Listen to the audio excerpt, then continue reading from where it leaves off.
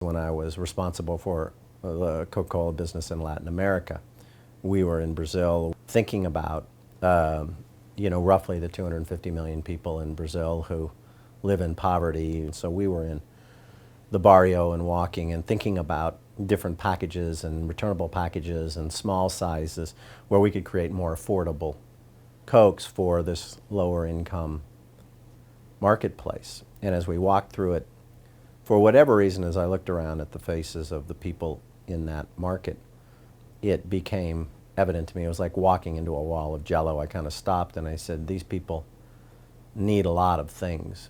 What they don't need is a Coke, because the fundamental needs that they had were not being met. And it didn't seem right to me, that's the only way I can think about it, that with as much influence and power and distribution, might, and marketing, that we were thinking about the wrong way. Personally, I think that the biggest issue we have right now, not only in business but also in politics, is leadership. And we're operating out of an old paradigm of leadership. But if you look at it from a consciousness perspective, we're really operating out of a paradigm of what's in it for me, as opposed to what's best for the common good. So instead of being the best in the world, we need to be the best for the world. This is a shift, best in the world to best for the world. And it's good for business.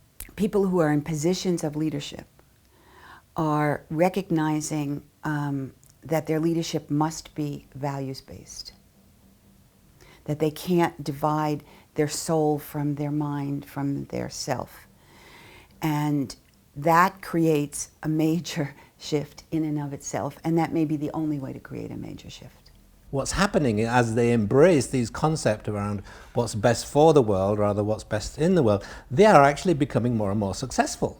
This model is very much about an internal journey that suggests, a different way, which it's the calling. You don't always know why it is. Many times it's much more difficult to do it this way. There are two mental models that are particularly significant in terms of performance.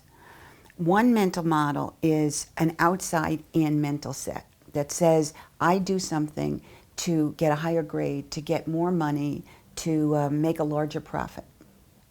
And people where their mental set that's trained into them is, let me do this better than you, let me get more money, more grades, more stars.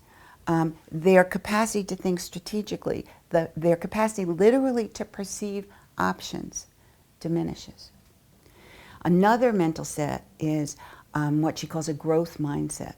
And this mental set says that I do something to, I meet challenges, I face challenges to grow my own capacity or to grow the capacity of the community. Their strategic capacity expands. In other words, they perceive more options in the world. This is no small thing. What it means is there's a different way of thinking. Now this totally coincides with my experience too. Over the past 10 years, we've mapped the values of over 1,000 organizations in over 50 different countries. And what we found is that the organizations where they have a current culture which has a strong set of values, which not only align with people's personal values, but also align with what people would like to see as a desired culture, these organizations are the most profitable by a long way. There's actually so much evidence these days to show that values-driven cultures produce high returns, high performance, and simply the best companies on the planet to work for. The one I tend to use is Pepsi-Cola, just because I know it very well. A competitor, Coke, it's an easy compare and contrast. They're outperforming the category. They're outperforming most food companies in return on investment. They've got a huge international business that's growing faster than their major competitor, in this case Nestle, Coke, or Danone, 5 or 6x what their major food and beverage competitors are growing. They've got more billion-dollar brands than anybody else in the food business other than Unilever. And they are attracting, retaining, and maintaining one of the strongest management teams in the consumer products business, and they're not losing them.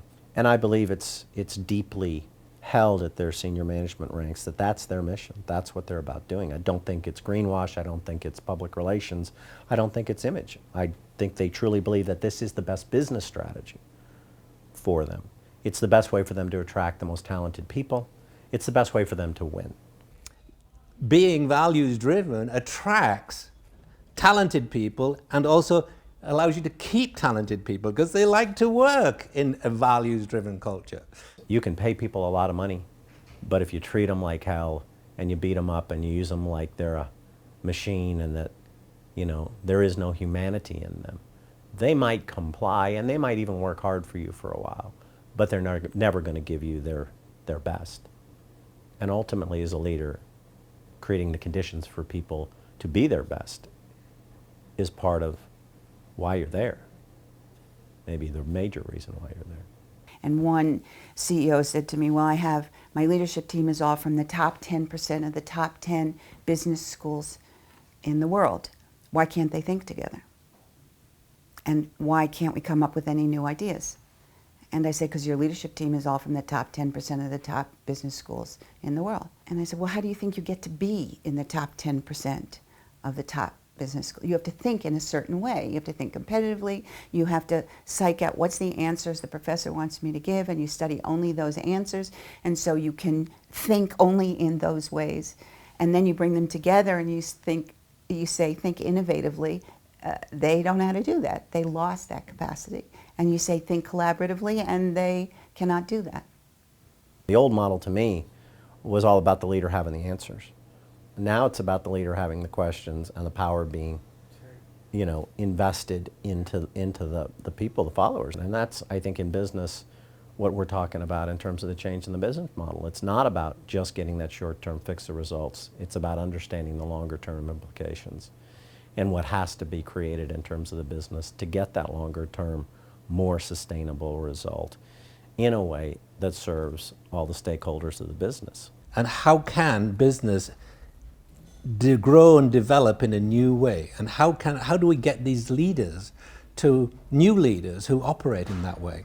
Hearing that calling, you begin to realize you have to make the change, that the journey is not something you're doing out there to fix anything, that the journey is a change in how you perceive yourself, the world, what you're doing. So this word consciousness, when you actually break it down and look at it, it's about what values do you operate with?